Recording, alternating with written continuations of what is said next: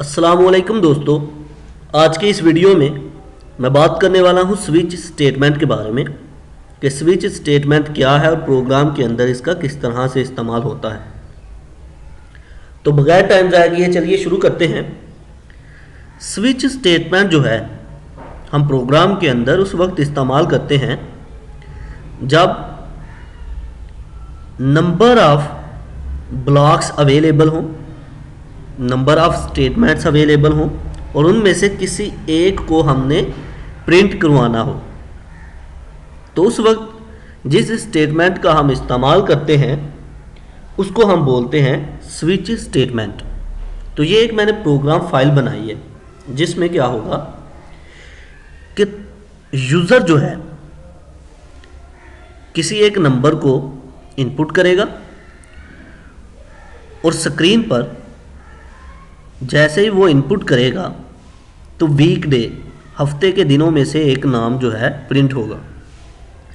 तो ये पहले समझ लेते हैं। मैंने एक इंटीजर टाइप का वेरिएबल लिया n, प्रिंट एफ फंक्शन का इस्तेमाल किया ताकि हम स्क्रीन पर आउटपुट देख सकें। यहाँ पर स्कैन एफ का फंक्शन इस्तेमाल किया कि यूज़र जो है इनपुट कर सके।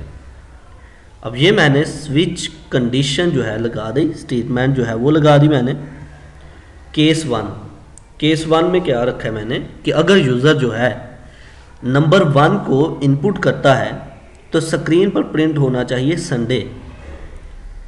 ये एक ब्लॉक ऑफ स्टेटमेंट हो गया, ये हमारा 1 ब्लॉक ऑफ स्टेटमेंट।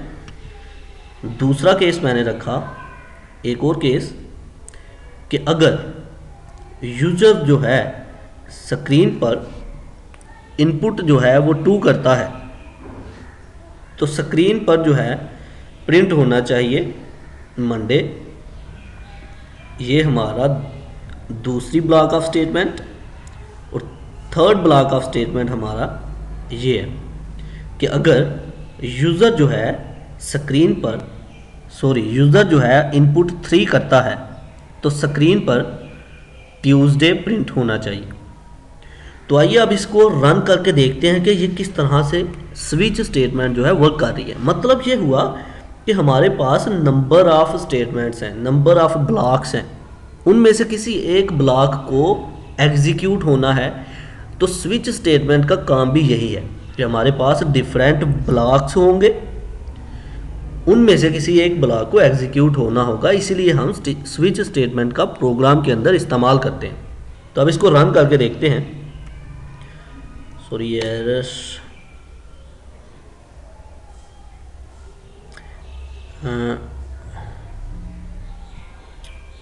हाँ, यहाँ पर गेट सी एज से पहले हमने